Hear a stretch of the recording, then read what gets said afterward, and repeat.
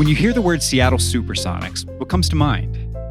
Maybe it's Sean Kemp, the Rain Man, or Gary Payton, the Glove, or maybe an image of a tall and skinny 19-year-old rookie, Kevin Durant. For fans in Seattle, it's something else. It's tragedy, it's theft, an iconic team with an incredible fan base that packed its bags and shipped off for Oklahoma City. From Spotify and The Ringer, I'm Jordan Ritter-Kahn, and in my podcast, Sonic Boom, I talk to players, politicians, owners, and fans about how Seattle lost the Sonics. You can listen to it on the Book of Basketball feed, on Spotify, or wherever you get your podcasts.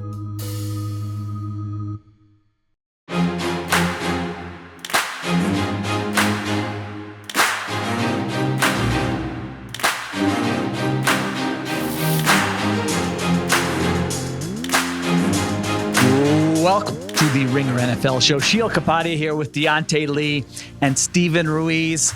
We're trying a little something different today. We'll go over some news here at the top, but we're not like the NFL. We're willing to give another sport at least 1 week of the season. And this is March Madness week, of course. And so Ruiz has been grinding the college hoops film. I was just telling him, I just read his piece on The Ringer and was astonished at the level of detail he's got on all these teams and the takes he's got ready. So Ruiz, correct me if I'm wrong, I think this is the exercise. You are going to compare some of these NCAA teams to NFL teams and help me and help Diante maybe, fill out our brackets, get some knowledge before we settle in to watch like 50 hours of college basketball over the next 4 days. That's right. I have prepared comps for all of the playoff teams, all the teams that made the playoffs in the NFL. But I'm willing to just go off the cuff. You could just throw a team at me and I'll give you a comp.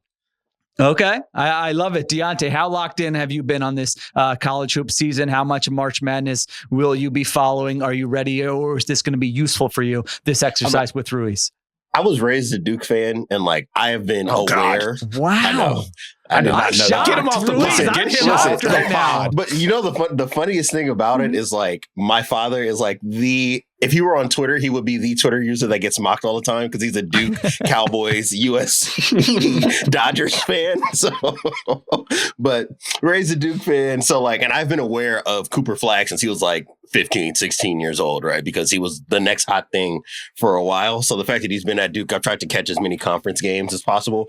I do think though, with college basketball, especially now, there's clearly a bell curve where you want to be on one of the disparate ends, where you're either in Steven's position, where you've been looking at it the entire year. I know all the quad one statistics. Yeah. I've got all my Ken Pom ratings. I know my RPIs and all that stuff. Or you want to be like me, which is I have seen my favorite team play a few times and I know absolutely nothing else. There is nothing worse than having a moderate amount of information on college basketball. I feel those brackets end up being the worst.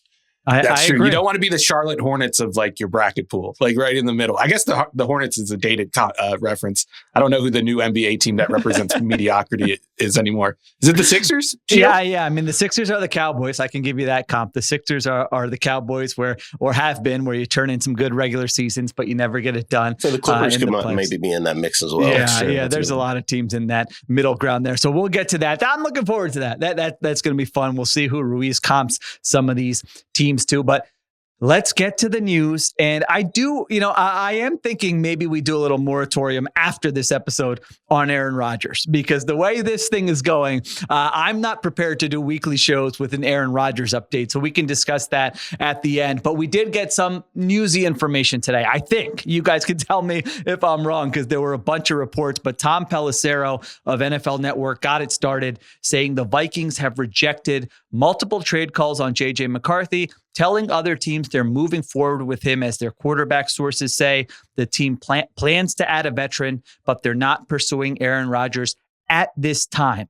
McCarthy now enters the offseason as QB1. Now you had that. Then you had Diana Rossini of The Athletic said there's no in or out on Aaron Rodgers from Minnesota. They're simply not making a decision at this time. And then you had Kevin Seifert of ESPN told the Vikings are not pursuing QB Aaron Rodgers and don't consider him an option as they move into the next phase of the off season. So those are kind of all the reports that we've got here. And then I guess the last one is Adam Schefter saying that a source says that Rodgers is in no rush at all to make a decision about 2025. So it seems like it's like 99% not happening with the Vikings, that they're saying, hey, Aaron, go ahead, look at other teams right now because it's not happening here. But maybe they're leaving that 1% open just in case something happens between now and week 1. So Diante, this latest round of reporting with Aaron Rodgers, where does this put us? I guess it puts us with the Giants,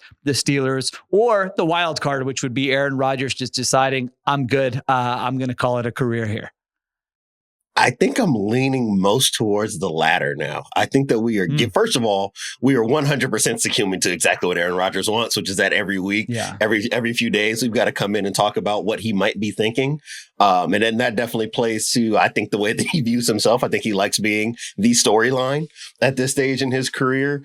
But I do think if we're just surveying all the options, I still think while the Giants might be most likely just based on like power vacuums where he could step in and maybe exert the most force over the organization, I think the likeliest outcome still is that he just looks at the options and says, this thing is over.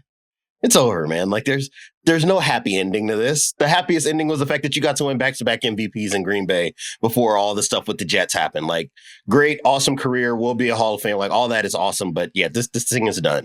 And I think that if the longer he waits, the less likely it feels to me that he lands in the kind of situation that's most amenable to Aaron Rodgers. Otherwise, if there were deals on the table that gave him everything that he asked for, he has absolutely no incentive to wait. I don't think that those deals are on the table. It is kind of sounds like he wanted Minnesota was like his sort of his top option, most likely, which we discussed on the last episode, which makes sense from his perspective. But now that he's not in the mix, sorry, what were you going to say?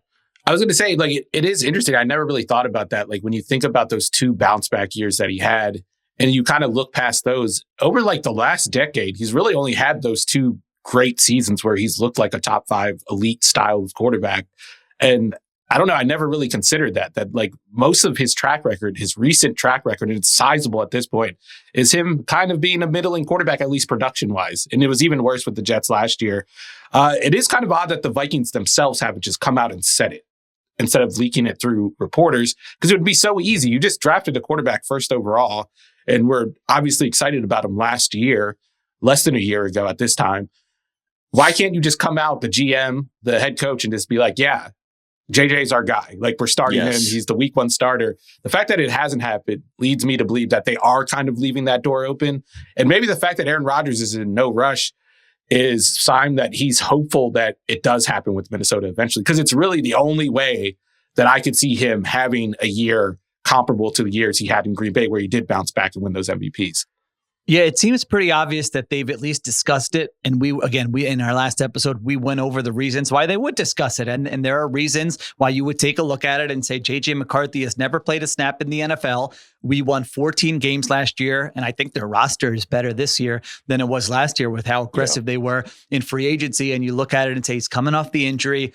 Maybe we just take a 1-year flyer on someone like Aaron Rodgers. McCarthy will still be our quarterback in 2026. We won't have to rush him, but let's see if we can kind of catch lightning in a bottle here with Aaron Rodgers and compete for a Super Bowl right away. So it seems clear that discussion happened. Now, sometimes, because you're right, they could have just slammed the door shut here and been like, it's not an option. And the reporting is like, it's most likely not an option. So maybe it's a situation where they're like, what if JJ McCarthy doesn't look great athletically coming off that injury in the spring when he's here for OTAs and minicamp? If there's something like that, and then Aaron Rodgers is still available and hasn't signed anywhere, then do we leave the door open to change our minds a little bit? So that's how it read to me with kind of some of the reporting on what was coming out of Minnesota, that like, move on. They're not doing it, but like, a lot can happen between now and week 1. And for Rodgers, a lot can happen too. Maybe he doesn't sign and waits. Like you guys said, he doesn't mind the attention. He doesn't mind his name being in the headlines. Maybe he waits, sees what the landscape looks like after the draft. Maybe he waits till August. What if a great quarterback suffers an injury in training camp. And now all of a sudden that's an appealing situation to go somewhere that doesn't look like an option right now, but could potentially be an option. So I think all of those things are in play. I mean, it seems pretty clear. I would be stunned at this point if he were to go sign with the New York Giants. I mean, that's one that would just shock me. It just feels like he doesn't want to be there. He understands the situation there, and rightfully so, that's not going to work out. And then the last one, Diante, is the Steelers, which this is interesting. I saw Cam Hayward had some comments. I don't know if you guys saw this on his podcast. This is via ESPN. Hayward said, "I ain't doing that darkness retreat," responding to a question from co-host on whether he'd go into the dark with the Rodgers to land the quarterback services. "I don't need any of that crap. Either you want to be a Pittsburgh Steeler or you don't. It's that simple. That's the pitch. If you want me to recruit, that's the recruiting pitch. Pittsburgh Steelers. If you want to be a part of it, so be it. If you don't, no skin off my back." So Diante, Cam Hayward is not about to go begging Aaron Rodgers for his services at this stage of his career. That sounds like a defensive player that just went through a year with another mercurial aging quarterback. Yeah. And I think probably about midway through the season, midway through him taking over the starting job, realized life isn't so bright. Even with the veteran guy who's going to do what Mike Tomlin asks of him, it's not the greatest. I'm not surprised for him as a player as he advances in age. He's probably just thinking like, look, man, I want to win. I don't need all the histrionics. And I get that with the Steelers. That does make it a fascinating thought experiment trying to match up what Aaron Rodgers' personality is, not just with Mike Tomlin, but with the rest of that building, right? Because everybody in there seems to have very strong opinions of what it means to be a Steeler. I don't know if Aaron Rodgers is necessarily the most amenable to the way it seems like they like to do business. So it's a fascinating thought. And then I think if you're Pittsburgh and you brought a guy like that in, you probably still would want to double dip in the draft, right? Like you'd want to take a chance on another young guy to go compete with them, even if it's not with your first round pick. Maybe you bring in a Jackson Dart, maybe you bring in a Jalen Milroe, somebody. Dinner, some reporting that they had a little dinner with Jalen Milroe, as teams do this time of year, but it caught my attention a little bit. 1,000%. And I think that kind of hints at the fact that if it's a guy like Milroe that you're interested in, you're not bringing in a Milroe to be your day one starter. More likely than not, you'd maybe want to bring in a vet. I just don't know if Aaron Rodgers is the guy to get that done. I just love Cam Hayward saying, like, I'm too old for this. That's all I heard from that is I'm too old for this crap. I am not catering or kowtowing to anybody else after all these years I've put in with this franchise. Yeah, that was very relatable. Yeah, it sounds like a guy who's been disillusioned by these quarterbacks who come in. And like even Ben Roethlisberger before, like at the beginning of Hayward's career, was a difficult quarterback to kind of work with. Like he was very outspoken about the direction of the team, about the play of his teammates. And he had a radio show. It wasn't quite the podcast era we're in now, where every player has a podcast, but he was on the radio, which is an equivalent. So I just think Hayward is just tired of that. But I do think that bringing Rodgers in, I think if we got to August and Rodgers was there and it was training camp and they interviewed Cam Hayward about how he feels about having the quarterback, I think he would be pretty excited. It seems like these players still think kind of highly of Aaron Rodgers and aren't as caught up in the off the field character as much as we are and as much as we'd like to talk about it. And we like kind of talk about Aaron Rodgers like he's this like almost like a super villain in the NFL who's like threatening to take over teams and like turn them into terrible organizations. I don't know if it's that bad, but I don't think he goes to the Giants. I agree with you. That's like buying a ticket to the Titanic after it hit the iceberg. I don't understand why any quarterback would sign up for that. Yeah, that would be go collect a paycheck for one more year and see what happens. But that doesn't seem like it's going to happen here. So we will see. Like I said, I don't want to be on the Aaron Rodgers hamster wheel of content for the next 5 months or whatever it is. So we're going to set the bar a little bit higher from here going forward about when we have to discuss what's happening there. I don't think it'll be every report. If something happens, if a team is eliminated, something like that, if a team signs him, obviously we can discuss it. Can we make a rule now? Can we just say we won't talk about him until he signs? No more report. Like what report are we going to get in the next month or whenever he signs that is going to be worth talking about? Oh, he's thinking about another team that he would like to go to. That man is liable to go on Pat McAfee and say something that's going to force us all to have to get on. See, I was trying to be, I'm with Diante. I was trying to be like the Vikings there, where I was like, I'm slamming the door shut, but just in case, content is content. So like, I can't slam it shut all the way just in case. This is how he wins. This is how he keeps winning. I know, you're right. You're right. That's a bad job by me. But what are you going to do? All right. I'm going to commit to it. Let's see if it lasts a week, that we don't discuss Aaron Rodgers. I feel like listeners would be on board with that. They do not need to hear every update on Aaron Rodgers going forward. What we know now, Steelers, Giants, mystery team, retire. Probably not going to make a real difference in the landscape of how the NFL plays out in 2025, regardless of any of those stops. All right, let's take a break. We come back. We're going to get to one more little news items, and then we will get to the NCAA tournament and the March Madness comps to NFL teams. All right, we're back on the Ringer NFL show. All right, one more little, I don't know if news is the right word, but content. Netflix announced that they are coming back with what was Quarterback in 2023, the documentary that followed. It was Marcus Mariota, Kirk Cousins, and Patrick Mahomes, right? The 2023 version. I did watch that one. I enjoyed that one, actually. 2024 receiver. I did not watch, but I Didn't watch either.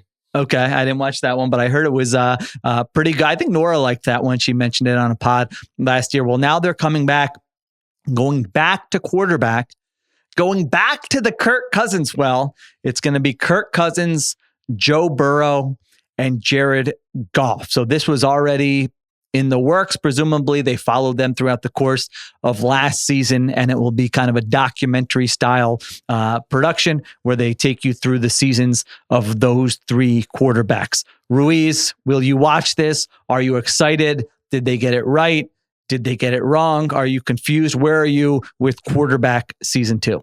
Though I'm kind of worried about them bringing back Kirk Cousins because it just feels like they're doing the same bit over again with him. Like, oh, look how normal he is. And he shops at Kohl's and all that stuff. I will watch. I'm a sucker for content, especially quarterback content, as you guys probably know. I want to see Joe Burrow in the season that he goes through. It'd be interesting to hear him talk, especially if like the Jamar Chase contract thing comes up, the T. Higgins thing comes up, and we get some like behind the scenes look at that. But like Jared Goff, like sure, fine, interesting story, don't really care. And I've seen enough of Kirk Cousins. Who's the Marcus Mariota? I guess it's Kirk Cousins. Why do the Falcons keep signing up for this? It's Kirk Cousins. I was thinking about this, Diante, because if you remember season 1, all of a sudden, Marcus Mariota was gone. They didn't address. If you remember what happened, I love the move, season, by the way. Yeah, it was kind of this controversy of like, wait, is he injured? Is he not injured? Arthur Smith didn't want him anymore. He left the team. Now and it was just like they didn't address it. They just stopped going to Marcus Mariota. So maybe that's what it'll be. They'll follow Kirk Cousins until Kirk Cousins is no longer a part of the Falcons, and then they will just kind of ignore what happened with Michael Penix Jr. taking over. I'm not sure, but will you be watching this in July, Diante? I'll be watching because I'm just a glutton for football content. Yeah. I will say it is very humorous to me that the Falcons seem to have the quarterback on the show who's going to have the saddest storyline of all parties involved. I know with Marcus Mariota, it was like a very quick descent from like, oh, we're not necessarily winning a bunch of games, but I'm getting a chance to start. And I'm with Arthur Smith, and it seems like we have a great relationship. And then it was like a switch flipped, got a little banged up, and then it was like, all right, he's done. It's over now. So I'm definitely fascinated to see like, what is the storyline going to be with Kirk Cousins around that Broncos game? And it was like very clear that like, oh, this is over here. It's over. There's nothing else to see here. So I'm really fascinated from that respect. And I would say Stephen laid out all the reasons why Burrow is interesting. I'm actually kind of fascinated by watching Jared Goff's storyline being with the team that can contend for a Super Bowl, especially a team that kind of unraveled due to injury over the course of the season. I'd be interested to just kind of see what his thought process is, because this is about as good a chance as he'll ever have to make deep playoff runs. There's no guarantee on a year-by-year basis. And as more of their young guys' contracts come up, I want to see if he, as a guy who watched a contending window shut in front of his face, I would love to see if that's kind of something that's on his mind throughout what was the 2024 regular season. I'm trying to think of like what would be my dream lineup. I was just thinking that. Let's do it. Based on the season last I was thinking year. These guys aren't very interesting, but then I'm like, wait, most quarterbacks are weird and really not that interesting. It's situation based. Yeah, it's situation based. Like I would have loved for the Colts, for Anthony Richardson to be on there. That would have been amazing. The Texans game where he tapped out of the game, that would have been fun to watch. The Steelers, just both Russell Wilson and Justin Fields, and hearing how they dealt with that. Because I feel like Justin Fields probably feels like he got the short end of that stick. And then a team like the Panthers with Bryce Young, like I think Bryce Young would have been fascinating to watch. Seeing him get benched, seeing him come back and bounce back a little bit and look like an NFL player, a legit NFL quarterback would have been fun to watch.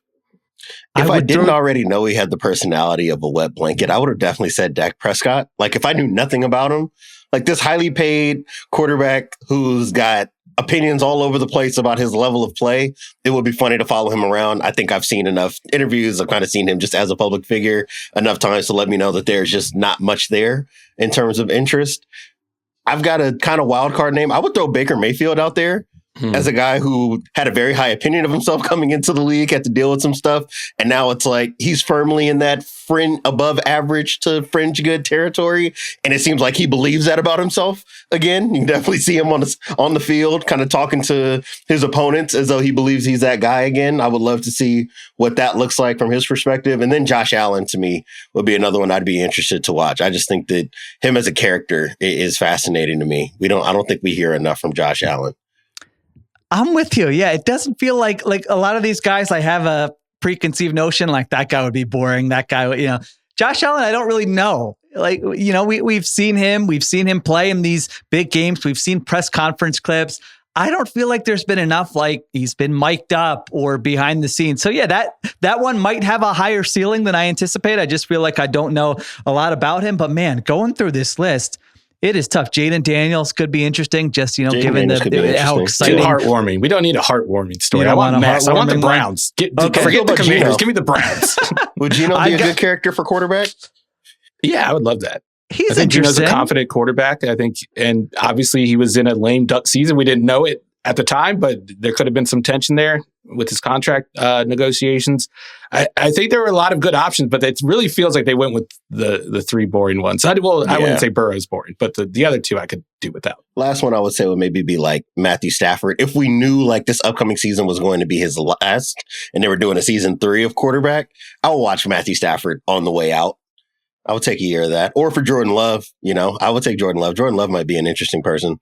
Would you guys watch this? I'm pitching you a show. I feel like a TV producer now. It's kind of like how they turned The Bachelor into The Golden Bachelor. What if they did quarterbacks, but they're the commentators instead? You got Tom Brady, Tony Romo, and Troy Aikman. I'd watch that.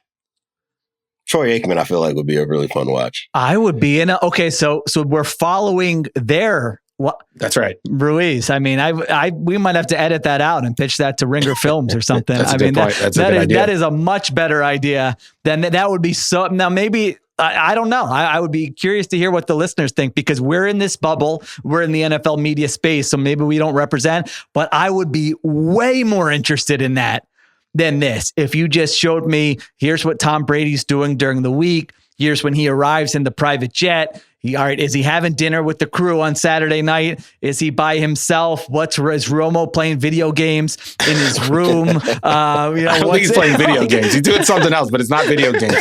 And maybe we get some unfiltered thoughts on some of these quarterbacks. That would be fun, because we don't really get that chance. I think they're informed or instructed not to talk shit about these quarterbacks. So that would be cool too. I don't know if it would last the whole season, but I would love to watch this. 100. It's a fantastic idea. If they want, they should actually do that for the next season. That's phenomenal. The only other one I thought about for actual quarterbacks, Ruiz, this is right down. Tell me you wouldn't want to watch Brian Callahan yelling at Will Levis for an hour an episode, 20 minutes a week. That would have been so good. My last one on this topic would be, who would be the Joe Shane of quarterback? Like, who's the guy who comes on and then after that it's like, might be Kirk Cousins. We can never air the show again. Nobody's ever going to get on this show again. You would assume it was Mariota with his disappearing act, but it might be Kirk Cousins after this year. So it would be so damaging to their reputation. We would view them just like, this guy, they don't know what they're doing. Nobody's going to want to come on and ruin and potentially ruin their reputation again. It's probably Derek Carr, maybe. I don't know. It feels like Saints fans just like hated that guy by the end of the season, but maybe I'm wrong about that. Yeah, that might be a good one. I'm going through here. I can't really find another person. If we're being honest, it's probably the guy we talked about to open the show. Yeah, that's true. Yeah, I was going to say, but we're not mentioning his name. Rodgers. So yes, move on. We're not mentioning his name anymore here. So those would be, you know what? If the Texans had a more interesting season, I do enjoy CJ Stroud. Feels like our last chance for a normal, fun smart, hey, I would hang out with this guy type quarterback. But the way that season went, I don't know that would be the right season to capture. Maybe it would be. You know, maybe he was like a great guy behind the scenes where he's just getting hit 14 times a game and it's just going up to offensive linemen like, don't worry, you know, I believe in you. But I don't know if that's what he did or not. But in another season, I would like to see CJ Stroud on the show. I think he would be pretty fun. So there you go. Quarterback, who knows? That might, you know, there might be some episode recaps in early July when we're waiting for the season to start and have nothing else to talk about. We'll see how engaged we are with that content this summer. All right. Let's get to the main event. The NCAA comp. Steven Ruiz did the heavy lifting. We have to thank him because Diante and I are like, Ruiz, you sure you want to do this? We got nothing. He's like, yeah, I'll do this. We're like, okay, we'll just play off of what you say. So I don't have any specific questions. I don't want to know like, hey, who is this team compared to what NFL team? So you start us off. You've done the work. Give us your first comp for an NCAA team. How about we do this? Okay. You name a team. Okay. I described them, like I described why I came up with the comp, and then you guys try to guess what NFL team it is. Okay. All right. Let me pull up the bracket here real quick. We can do that. Pulls that up. Let's open up with Houston. Okay. This is the first one I came up with, and this is honestly my favorite one. Okay. Houston is a team, when they play defense, they play very aggressive. They blitz, pick and rolls, they trap post ups. They are very aggressive. They just throw a lot at you. Some could consider it a bit of a junk defense.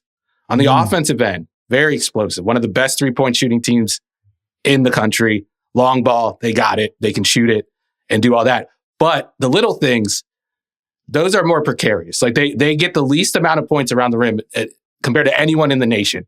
And sometimes the offense can kind of lose their mind and they look really bad. And I think they are very much in danger of going out earlier than a lot of people expect. I've got a name in mind. What do you got, Diante? Do you have one in mind? I'm guessing the Chargers.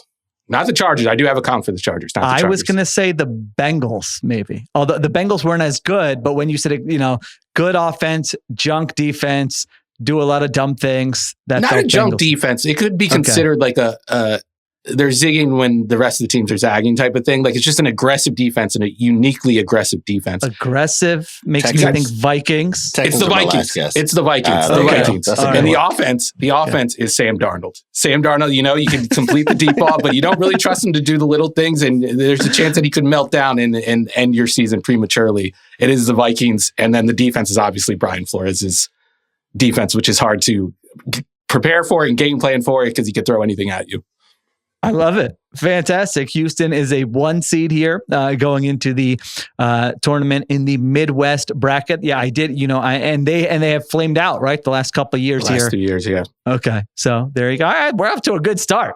That was great. Houston, I'm not picking you. You're not going to the Elite Eight. Sorry, Sam. I don't want to continue my agenda versus Sam Darnold, but you know what? The information is the information, and maybe have a little upset in round 2. Gonzaga, Georgia, maybe in the Sweet 16, Purdue, Clemson, my guy Amir Khan and McNeese State, maybe they make it to the Sweet 16. Who knows? So there you go. All right. So we have to pick another team here. I will go with this one, Florida, because everywhere I look, I don't know if this is the hipster pick or if this is the smart person pick, but there's a lot of buzz for 1 seed Florida in the West region to make some noise and potentially win the national championship. Okay, Florida is a team that really relies on their tempo, like how they play fast. They like to get up and down. They don't really run like a lot of great offense that if you like watch the film, you're not like, oh, this is great offensive design, but they hurry teams up and they get a lot of good shots in transition. I'm a little worried about their coach when it comes to the postseason. I don't trust them. They could be out game planned. I don't know. But at the same time, they have enough talent. They're very electric and they could go on a run in the playoffs, or in this case, the tournament. Sheil, this is like one of those moments in Jeopardy where like you get two words into the hint and you're just leaning over the buzzer. We were timing it. Me and you. I think we got this one. Go ahead. This has got to be Philadelphia. No. Beep. Washington. It's Washington. Okay. It's Washington. Okay. I do understand the Philly comp. I got a better comp for them. It's obviously more of a Jalen Hurts slander type of comp, but no. It's Washington, and I would say Walter Clayton Jr., the point guard, he's the Jaden Daniels in this scenario. Like if anything goes wrong where the offense really isn't working, he could just, pull up from 3 from 10 feet behind the line, and he usually hits it. So I think that's a good comp for them. And I wouldn't be surprised if they do make it to the Final Four, but I also wouldn't be surprised if they go out early, maybe do a team like Maryland.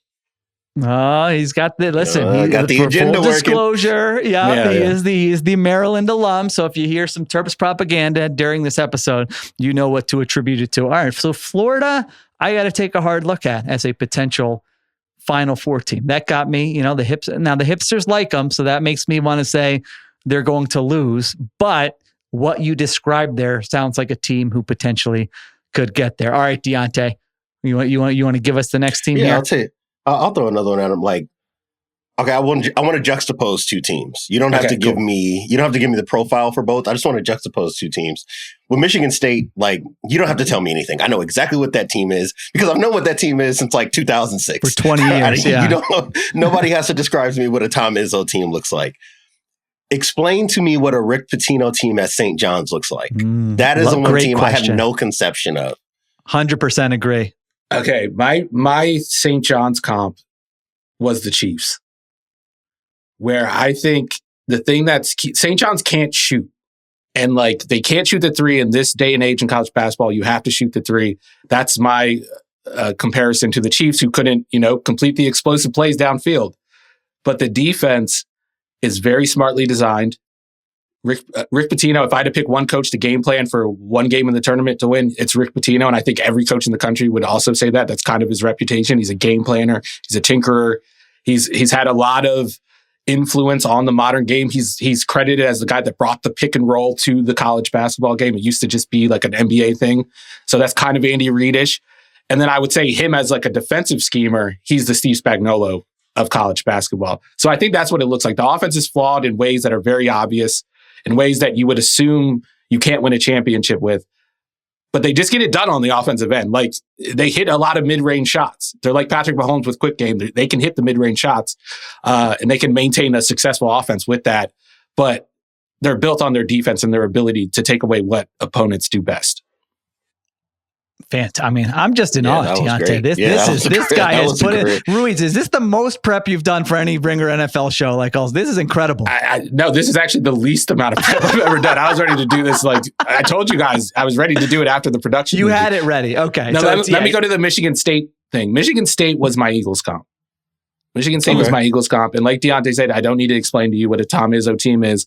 But Michigan State kind of lost their identity over the last 10 years, where they were always known for their rebounding. Like we're the best rebounding team in college basketball. That kind of went away, but this year it's back. They are the best rebounding team. So my comp for them was the Eagles, and I'm equating their ability to rebound the basketball on both ends of the court to the Eagles' offensive line and their ability to just grind out possessions. And even if they don't have good 3-point shooting, they don't have a passing game that's consistent. Sometimes they get hot. They have talented backcourt players, but sometimes they're inefficient. It doesn't matter because they get rebounds and they have something they can hang their hat on, and it always works and it's always there. And they're also very well coached on defense, one of the best defenses in college basketball, which came as a surprise, which kind of reminds me of Vic Fangio's defense this year. So who is the teams that usually the teams that get to the Sweet 16 for me that I can just like sight unseen, I know they're going to win games, are the teams that have great guard play and don't turn the ball over, and then the teams that have coaches who know how to scheme up defense and rebounding, right? That know how to maximize their guys in that respect. Are there any other NFL comps that you think fit within this bracket in that respect? Yeah, and just to extend the metaphor actually a little bit out a little bit longer, like the bracket has kind of lined up for the 2022, how the bracket lined up for the 2022 Eagles, where they didn't really have to play a good team. And then when they played a good team, the 49ers, they didn't have their quarterback, obviously. And that's kind of how it's shaping up with Iowa State. Like Iowa State at the beginning of the year was a very good team, solid on defense. They're always good on defense. But this year, they really exploded on offense because they brought in a couple of guys. They found some transfers, and the metaphor is easy to make because Iowa State is obviously where Brock Purdy went, but they just lost their best scorer, Keshawn Gilbert, before the tournament. And they're not what they were. And that kind of lines up for Michigan State to go on a run here and maybe make the Elite Eight, where you still have questions about them, still have questions about their ceiling, but they're there. And when they're there, they're so well coached. They're so talented that I think they could beat some of the top teams in the bracket. All right. I'm putting Michigan State in my Final Four there. I'm going with the Izzo. I'm going with the comp there. Let's take I have one more follow-up question. Let's take a break. We come back. I just want to hear every NFL team. We could do this for 3 hours. Yeah, this might be a two-parter. I don't know. We'll come back in a minute and talk more about this. All right, we're back on the Ringer NFL show. All right, so your Eagles comp there with Michigan State. Now, you said Michigan State, very good defensively. St. John's, very good defensively. If you had to pick one team where you just said they are the best, most suffocated, like we could be talking about 2 weeks from now, this is just like the most suffocating defense college basketball has seen in whatever 3 years. Like it's so clear what is just, they sets them apart from everybody else. Who is the best defensive team in the tournament? Who could go on a run like that? By the numbers, it's Duke, but I have a different comp for them. Like I think it is St. John's. I think it's St. John's because they kind of have the SPAG thing going on where like anybody could end up at any point on the field, any spot on the field before the snap. And it doesn't really matter. They have a center named Zuby Ejiofor. He's like a 6'8" guy. He's like pretty beefy too. He's not like a athletic guy, but he can switch on to point guards. So they could switch literally everything. And their ability to do that just disrupts everything you want to do on the offensive end, because you set a screen, it doesn't really matter. You don't get the advantage because you're just switching it. Same with off-ball screens. So they really blow up and disrupt everything you do and kind of take the game to you defensively. And that's why I would prefer them over Duke, where Duke is just like a classic. We have so much talent and athleticism. We have Cooper Flagg, he's 6'9", but he has like a 7'3" wingspan. At least it feels like it on the court. He's like one of the best weak side defenders in college basketball history. But they also have a 7-foot center in Malawach, who can play ball screens on the perimeter aggressively, but also get back to the rim in time to block shots. And that's hard to deal with. And they can also switch 1 through 5 because of their pieces on the defensive end. They can't switch 1 through 5, actually. They switch 1 through 4. They don't have the center like St. John's has that can switch on to point guards, but it's still kind of the same situation, just not as, I would say it's not as fun to watch as St. John's is. Because watching St. John's, I went and watched a St. John's game against Georgetown, actually, and it was just a massacre. And I've never seen a mismatch like that, like in person. It was amazing to watch. All right. We got to you mentioned Duke. I feel like we just have to find out who is the comp for Duke for Diante, and try to make Diante mad if you can with whatever this comp's going to be. This one was pretty simple. I just went with the Bills. Cooper Flagg is Josh Allen. Like he can literally do everything, but he has enough pieces around him where Cooper Flagg doesn't have to be a hero. Like he's not a guy they just throw the ball and go, please go get us a bucket. He's a guy that kind of gets his points in the rhythm of the offense. He distributes this year. He's like a passer. It kind of feels like what Josh Allen went through this year, like what type of player he was. Obviously, the Bills didn't have the defense that Duke has.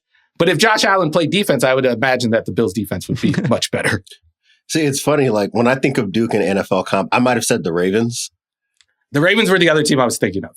Just because when they want to play bully ball, they can play bully ball with the best of them. I would say like defensively, not that they had any trouble defensively this season. I just know over the arc of John Shire as a head coach, I think he came in trying to be a little bit more guard-centric defensively, trying to play with a lot more ball pressure. They didn't really have the bigs behind to be able to play that way. This is the first year where it seems like he has a more balanced unit, similar to Zach Orr, trying to do things that maybe other guys have done within the Ravens tree. And then you just get back to the basics, funnel everybody to your 7-foot center, who's a great rim protector, switch on the wings with Cooper Flagg, and just kind of use a bunch of arms and passing lanes. Like there have been games where I've watched from Duke where when they're locked in defensively, I don't even care what Cooper Flagg does with the ball on the other end. They're great to watch on the defensive end. Last year's Ravens team, like not this year, the year before that, that would have been a good comp for Duke. But this year, I think their defense took a step back while their offense kind of evolved to the point where maybe they were the best offense in the league and they were hard to guard. And that's why their comp for me is Auburn, a team that has also gotten to the precipice of a championship, but hasn't quite gotten there. And then they don't always play their best ball in March, and they kind of everything that could go wrong kind of goes wrong for them. Yeah, so I'm going to go with the Ravens. They're my Auburn comp, and it's kind of like they're in Michigan State's bracket, and I think I'm going to pick Michigan State to get out of that for the same reason why I might pick the Eagles in a matchup with the Ravens, because everything seems to go right for the Eagles in the postseason. They played their best ball at that time while the Ravens always play their B game or their C game and end up going home because of it. I like the Baltimore Auburn comp because when you look at the bracket, it looks like they're probably going to breeze through to the Elite Eight, and then they're going to find a way to trip over themselves once they get their first look at elite competition. All right, I'm looking at the rest of the AFC playoff field because I know you said you had a team for every playoff team, right? Yeah, that's right. Okay, all right. Who are the Houston Texans? We kind of forget that they even, made the playoffs at this point. And I'm curious how you bring this one home. Who gets slandered in the process? The Texans, I comp to Tennessee. I'm not a Texans hater, but I'm very much a Tennessee basketball hater because I hate the way they play basketball. And that doesn't have anything to do with the comp. The comp is based on the fact that their defense is really good. Their offense, not so much. It's very flawed. They go slow. It's not like the modern offense you kind of want to see. They have one good player, Chaz Lanier, and if teams are able to sell out to stop him, it's over. Everything falls apart offensively. It doesn't happen too often, to be honest. I don't think it's going to be a problem until they get deeper in the playoffs. If they face a team that's the equivalent of the Chiefs, for instance, I think they'll fall apart. But that's my comp for them. And Chaz Lanier is playing the role of CJ Stroud in this comp. Who are the Vikings? I need a fraud. Who are the Vikings were Houston. Fraud? The Vikings were Houston. Oh, that's right. You did say that, yes. I love it. I'll give you another fraud. My comp for the Steelers is Texas A&M. That was going to be the other team I would throw at you. That's a team that's always good. They're always like a 4 or 5 seed, and you don't know why based on their talent. You look at their stats. They can't shoot the ball. They turn over the ball on offense, but they get offensive rebounds. And that's the thing they play really hard on defense. That's the kind of the Steelers defense part of it. The offensive part of it is kind of like the Russ Moonball thing, where they just jack up step back threes and hope one of their big men get an offensive rebound and come down with it, and then lay it up for an easy bucket. And that's basically how their entire offense functions. And that's how I thought the Steelers offense kind of functioned at the end there with Russell Wilson. Texas A&M. See ya. Upset alert. Pick Yale. Yale. All right, there you go. The Denver Broncos. Now, it's funny, like when you're describing this, I'm like, well, what would the comp be? And just in my head, I'm like, Denver Broncos coach who thinks he's, God's gift to the sport, but actually is very good. Maybe a surprise team that's not great, but got in there. I don't know if that fits what you're about to say. Maybe you would point to the, chaotic defense. You could do that also with Denver. Who are the Denver Broncos? McNeese. Your boy, Amir Khan. Yeah, the guy you mentioned earlier, the student manager. They obviously the Broncos, I guess the equivalent for the Broncos franchise was Drew Lock rapping to Young Jeezy a couple of years ago. I guess that's the comp there. But let me stretch out this comp. This one actually makes a lot of sense. Okay, McNeese's coach. He used to coach LSU when Ben Simmons went there, Will Wade. So he coached in New Orleans, in Louisiana, in the state. He kind of goes out. There was a scandal, and he loses his job. I know Sean Payton didn't lose his job because of the scandal, but there was a scandal with Sean Payton, obviously. So he has to take a lesser job. Which one? I mean, Sean Payton. I was referring to Bountygate. Okay. So Will Wade goes to McNeese, and Will Wade is known for playing a very aggressive style of defense, kind of like a Vance Joseph style of defense, and that's why McNeese is so good. They really attack you on the defensive end, but let me add this: they also have a bunch of like Power 5 flameouts, so they have the Power 5 Power Conference athletes that they could just throw this hectic style of defense at you. In the Southland Conference, against an easy schedule, that works. That really works. They turn games into chaos. They create turnovers, and that helps them score on the offensive end, even though they don't have a lot of talent on the offensive end. It's schemed up fine, but they don't really have a talent. They don't have that star player who can really take over a game. They don't have that franchise quarterback, so to speak. And that's why my comp is to McNeese State, because I think McNeese they're going to be a trendy pick, an upset pick. But I think they're going up against a team that is very well coached in Clemson, and they're not going to let them play this chaotic game. And I could see Clemson really running them off the court. That's what happened to McNeese last year when they were in the same situation, played the same style of defense, ran into a Gonzaga team that was well coached, and Gonzaga picked them apart, didn't turn over the ball, and their offense and McNeese's offense fell apart because of it. McNeese as the Denver Broncos. I love it. There you go. I think the only AFC team Did we do the Chargers? We didn't do the Chargers. Okay, I think that's the last AFC team.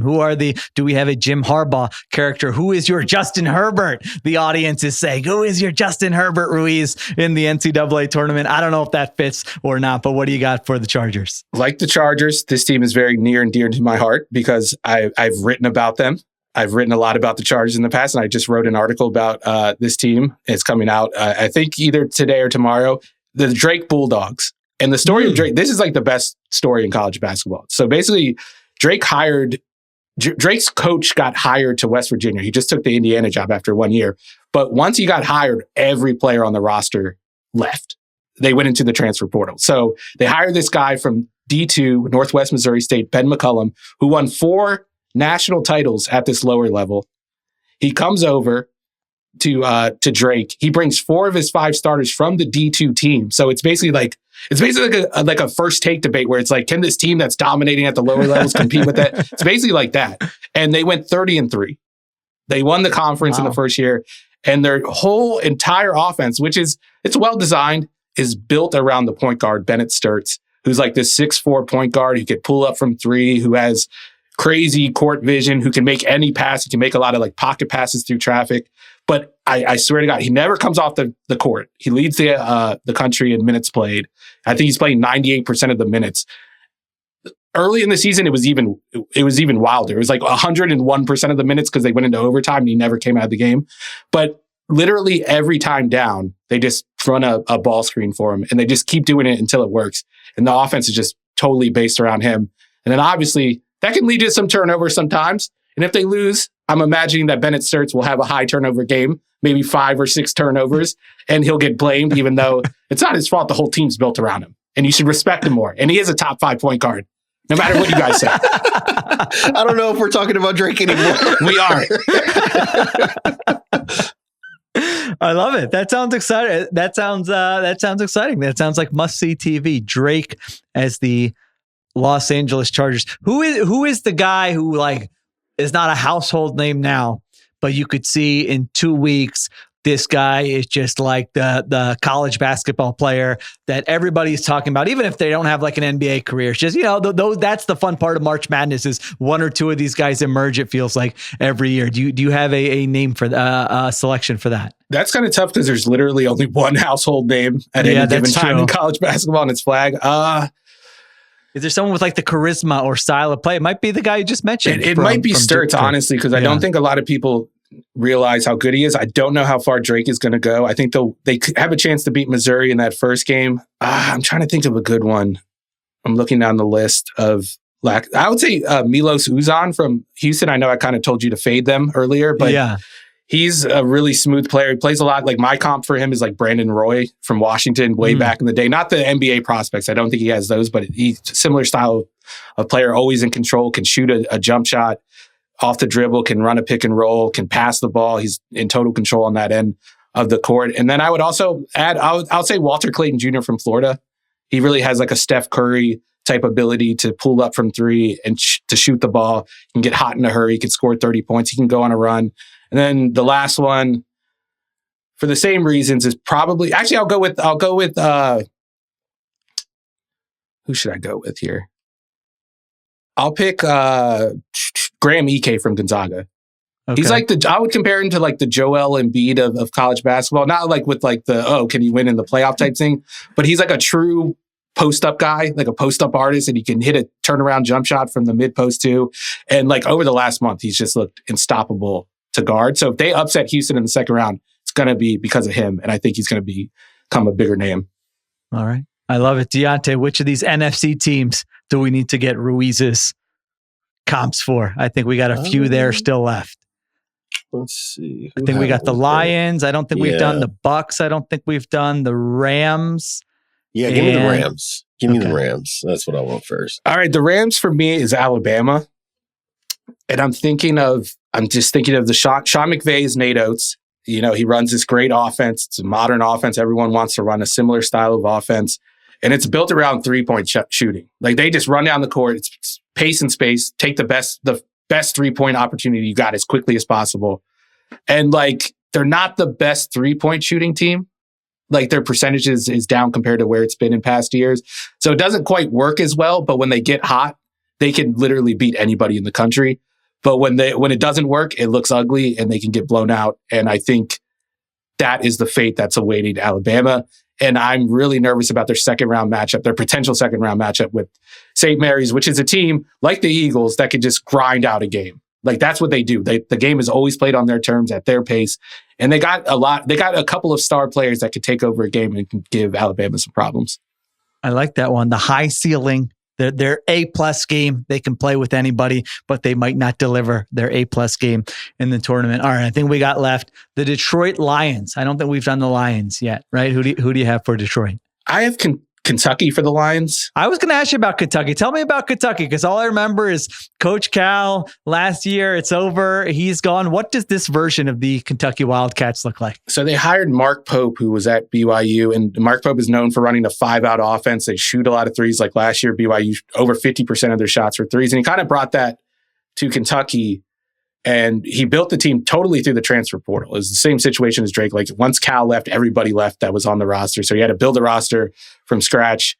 But the reason why I comp them to the Lions is like, I think if they're fully healthy, they're really hard to play against. They're really hard to stop. They have a unique style like the Lions do on offense, but they've just been hit hard with injuries. Like it's just been injury after injury. They've never really been fully healthy all year long. So I don't think we've really seen their peak since the beginning of the season. And I'm not sure we ever will.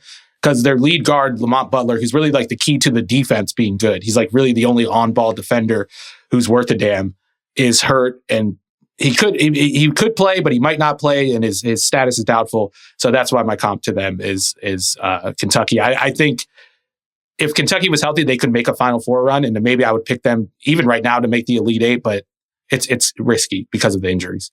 Gotcha. Okay. All right. We saw the Packers. The Packers are the last team. I think we got the Packers and the Bucks. Is that right? I didn't come up with a Bucks comp. I'm not going to lie to you. I couldn't. I tried and I couldn't come up with one. I don't know what to tell you. All right. So Liberty. The Packers are your last one. Okay, Liberty. They have an undersized point guard who's like pulls up from three, can shoot from three, and he's the Baker Mayfield of college basketball. There's your comp. I just thought of that off the top of my head. My Packers comp is Arizona, a team that always seems to be like a high seed going into the playoffs. At this point, they're really young, and I think their best days are ahead of them. They have a lot of good young players. It's hard to figure out which of those young players is going to emerge and kind of take the reins. Next year, I'm thinking of the receiving core in that regard. But they do have a talented point guard in Caleb Love, who just happens to have the same last name as the Packers quarterback. I didn't even think of that when I made this comp. And he has a rational confidence. Like he is a volume shooter who doesn't really have efficiency at all. And when it works, it really works. And he's just bombing from three and he's taking over games. He started at North Carolina. He made like a famous shot against Duke. Yep. It was Coach K's last game. He basically sent Coach K into retirement for North Carolina. Yeah. Yeah. And he's still basically the same player. And he's liable to go 0 for 12 from three and keep on shooting like he did last year against Clemson. And it kind of, that's why they got knocked out. And I could see that happening with Arizona. I think they're a team that's a year away. And while the Packers aren't going to get rid of Jordan Love, he's not going to graduate, Arizona will. And I think it's going to make them better. And I think Jordan Love will mature into a player that I won't comp to Caleb Love in the future. You know what the fun part, Diante, you're probably doing what anytime a school gets named, I'm just thinking of players from, this is the ultimate guys naming dudes. I'm just like, man, 100%. Mike Bibby and Miles Simon, that team was awesome. Richard Jefferson, that was 30 years ago. I know. I'm like Mateen Cleaves, man. He really, Did you stop watching basketball in 2001? Kind of. No, not 2001, but as I was explaining to you guys before we came on, every kid that arrives, every time you become a father, you give up a sport or two. And college hoops, until March, I basically have given those up. Whereas high school, college, it was just like college. The NCAA tournament to me was all like the best weekend of the year. It's just like not doing anything else starting Thursday at noon until the end of the weekend. And it was just like nonstop 4 straight days. So yes, those days are behind me, but I will be watching these games. I'm in the same boat, Sheil. The last college basketball season I really followed wire to wire was like the Zion Williamson year. And that's like 2018. Like we're approaching a decade basically of me caring enough about college basketball to watch from beginning to end. We're in a good age of college basketball. I would argue that like the quality of the play on the court has never been better than it's been. And like the stats back it up. Like they're setting records for offensive efficiency. The shooting's way up. The turnovers are way down. I know a lot of people are like, oh, the players aren't as good anymore. No, these players are way better than they used to be. And I think the transfer portal is a big reason why they're pushing like these players that wouldn't have this platform to these bigger schools who are still getting the good recruits, but now they have like better role players because of it. They have like senior role players who actually know how to play. So we're seeing more complete teams. And I think that's why we're seeing more teams that could actually win the tournament this year. And then when you look at like the top 10 teams in terms of experience, like in the whole country, 5 years ago, before the portal became a thing in 2018, it was all like mid-major teams that were the most experienced. Now it's like Alabama, Xavier, like big conference teams that you've heard of, big brand names that you recognize. And then there's teams like the Dukes that are still built around a great freshman class, but they brought in like three senior transfers who are like tough guys who can fill in the gaps and do all the dirty work for them. And they're a better team because of it. Diante, I love this. This brings out a different side of Ruiz. I mean, really did does. You hear that optimism? The sport's better than you think. Like he's not poking holes in it. I mean, this is amazing to see. March Ruiz or something. We need to have a name different. for it. It's different. I'm not as much of a hater. I'm not as much of a hater. I was going to say, you play Maryland. This has been way more optimistic than the Ruiz we usually get. That's because, think about how the Panthers are, the situation they're in, and think about where Maryland is. This is the best they've been in like 20 years. They're like 12th in Ken Pom. They're a 4 seed, but they're probably a 2 seed at heart. They could make a Final Four run. That's why I'm optimistic. They've also lost. They've lost 4 games in their last 18, and all 4 have been by buzzer beaters. They're kind of like the anti-Commanders in that regard. All right. Ruiz and is somehow I'm still optimistic. It hasn't broken me yet. Bombale Osby. There you go. That was a great pull. That was a great pull. Amazing name. With the afro, he was a hard-nosed defensive player. He rebounds. He was very good. Great. Hit the game-winning shot against North Carolina when they were the number 1 team in 2006, 2007. Listen, I still use the Grievous Vasquez shimmy GIF from time to time on That's my. That's a good GIF. By the way, Bennett threads. Sturtz, the Drake point guard that I brought up, that's my comp for him. It's Grievous Vasquez. Tall point guard. He's kind of slow, but just can see over the defense and can shoot and score on his own. Yeah, that's my comp. I love it. Ruiz, what are you doing? What content are you creating for the NCAA tournament? So I've been on the One Shining podcast with Tate Frazier. I'm writing winners and losers after the first round, after the second round, after the Elite Eight, after the Final Four, and after the national championship. Wow. And I got the Drake story coming out. There you go. And by the way, great primer. I'm telling you, a lot of this stuff. I'm ready to do my bracket now. Yeah, I still haven't filled mine out yet. I've kind of procrastinated on that. I haven't had time. Ringer.com. Yeah, he's got the different who can win it all. He's got thoughts on each first round matchup. That is something I was looking at earlier, getting ready for this podcast. So check all that out. Thank you to Ruiz for helping us get ready. Diante and I will now fill out our brackets here. Of course, you can check out One Shining Podcast. You can check out theringer.com for all of your college hoops needs. When stuff happens in the NFL, we will, of course, be back because they're not going to let another sport have the spotlight for a whole week. I mean, are you crazy? Have you been paying attention? A month is unheard of. Yeah, no, that's unheard of. So we'll be back on this show for sure next week. Everyone have a great weekend. We'll talk to you next time on The Ringer. Oh, yeah, and thank anybody. Thanks to Ruiz. Thanks to Diante Lee. Thanks you to producer Christopher Sutton. Additional production by Conor Nevins and Arjuna Ramgopal. Okay, now have a great week. We'll talk to you next time on The Ringer NFL Show.